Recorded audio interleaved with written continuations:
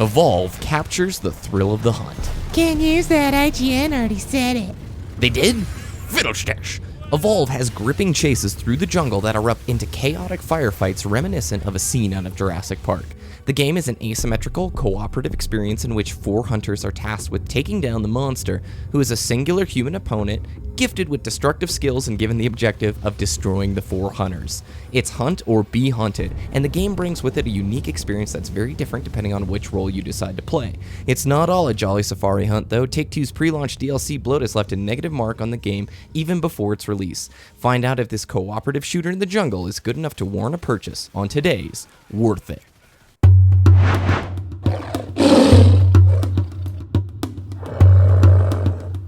So let's start with the positives. Evolve is a fun, asymmetrical shooter that has moments of intense greatness. What do I mean by this? Well, the game really goes from 0 to 60 in the blink of an eye. You can be wandering through the jungle, tracking down the monster, which is a rather mundane, almost boring experience, and then it erupts into sheer chaos as the monster ambushes you from the top, breaking into this massive firefight as your team tries to survive and hopefully take down the monster. My favorite ability being the option to throw down this grenade that creates an arena to where the monster can't escape. Say the monster's wounded, he wants to go away and recover some armor. You throw down that arena and you have 2 minutes of time with just you, your team, trying to bring it down. There are 4 roles to choose if you want to play a hunter, and if you want to play the monster, there are 3 monsters in the game right now with more to come in the DLC, which we'll talk about in a bit.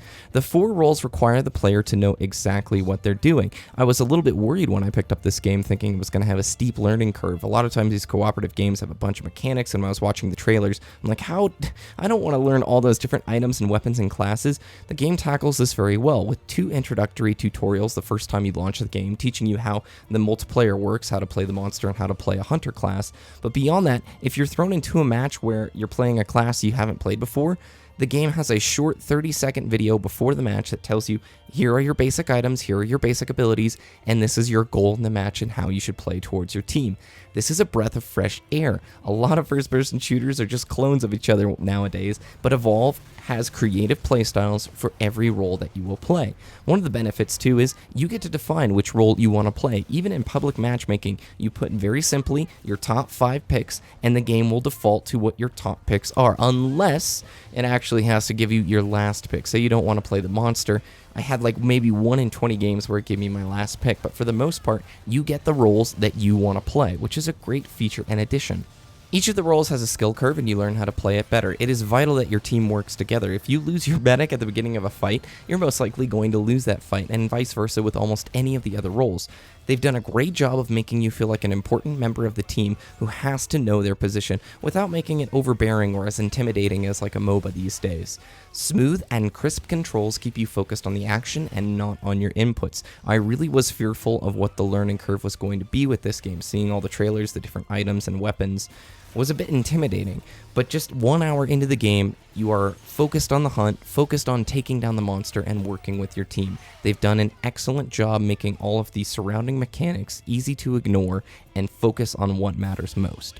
And when coordination shines through and you actually take down the monster, it's this immense feeling of accomplishment. Vice versa, being the monster who wipes the enemy team has just this sick feeling of pleasure as you completely devour the other team. Now onto the not-so-hot things. Hunters would benefit from more things to do during non-combat moments. About 60% or maybe 70% of your time is going to be spent tracking down the monster as he roams the jungle, eating more monsters so he can power up. This is sort of a boring time in the game. You're going to be doing a lot of running through these maps. While the maps are pretty, they don't offer a whole lot to do for the hunters.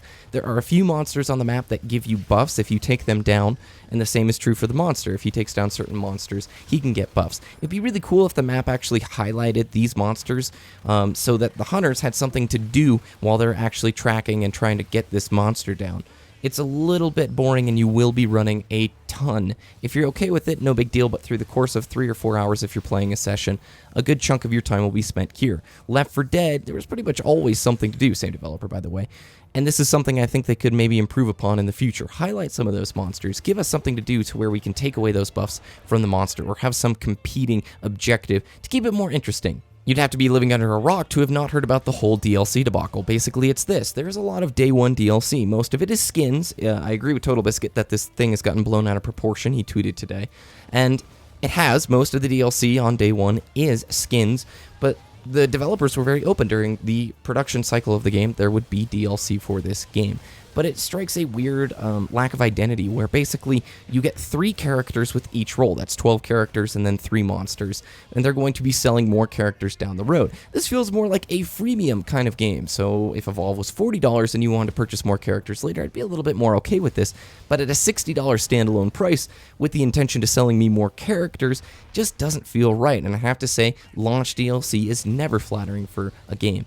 You know, the girl at GameStop, it was funny. When she sold me the game, she had to give me this monologue that she had obviously memorized by policy of the company, telling me what came with the season pass and why you should get the season pass and what came with your pre-order and all this stuff. It was like there was a guy under the counter holding a gun like, say it just like this. It was pretty funny. By the way, Amanda, if you're watching, you're an amazing person. Thank you for always being rad when I pick up games at the local GameStop.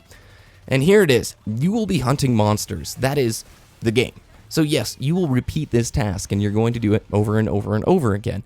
And you may not find that repetition something you are going to be doing months down the road. And that could hold you back from this product. So at the end of the day, is Evolve worth $60 right now? If you are absolutely desperate and craving a brand new shooter, the game is fresh. And I love to support shooters that are not clones of one another, that does a unique thing. And Evolve does a unique thing. It's very fun, it feels good to play, and it is not like anything else that you've tried before. But if you're okay to wait for this game to go on discount, I would recommend you go there. If you're okay to just chill out and relax until this comes on a Steam sale down the road, and you're okay with there being less of a population at that time, I'd recommend you this game. At a $40 price point, boom, I would tell you go out to the streets right now, throw your money down on the counter and pick it up. But at $60, you're going to be doing the same task a whole lot of times. If you don't have a friend or a group of people to play with, that's probably not worth it to you. As always, I'd leave the decision up to the viewer and the gamer because longevity is something that only you can decide. Thanks for watching. I hope you enjoyed. If you did, let me know down below. Have your own opinions about Evolve. Share them with our other viewers. I will see you next time. BBKDRAGOON is out.